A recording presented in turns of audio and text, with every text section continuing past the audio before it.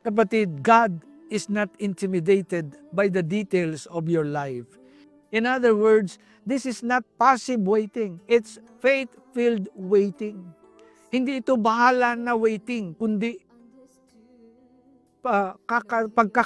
magtitiwala ako sa Diyos. That's the kind of waiting. When God asks us to wait, it's not a punishment. It's preparation. He delays not to destroy, but to develop. Because while we are waiting, God is working. And while you are waiting, He's also working on you. To God be the glory. Let's be honest. Many times we grow impatient. We pray once or twice and then we expect instant result. But God doesn't operate like a vending machine. He's not pressured by your deadlines. He operates on divine time. To God be the glory. Kaya ang Diyos hindi basta-basta nagbibigay ng instant kung hindi ito aligned sa Kanyang perfect will and timing. And sometimes God says yes, dahil handa ka na.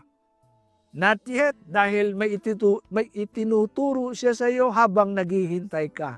No, dahil may mas mabuti siyang nakalaan para sa iyo.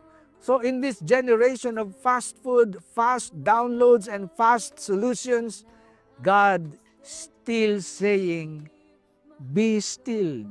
Trust me, I'm doing something in your waiting that your eyes can't yet see. Maybe you've been praying for the healing of a loved one, the salvation of a family member, or an open door for your job, your future, or your ministry. Pero hanggang ngayon, wala pa ring breakthrough. Kapatid, this verse is for you. Napakaganda na sabi sa Ecclesiastes chapter 3 in verse 11. It says here, He has made everything beautiful in its time. To God be the glory. Kapatid, don't give up just because it hasn't happened yet.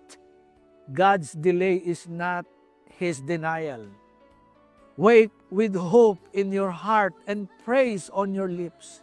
Declare this today. Lord, I may not see it yet, but I will wait for you because I trust your heart and your timing. To God be the glory.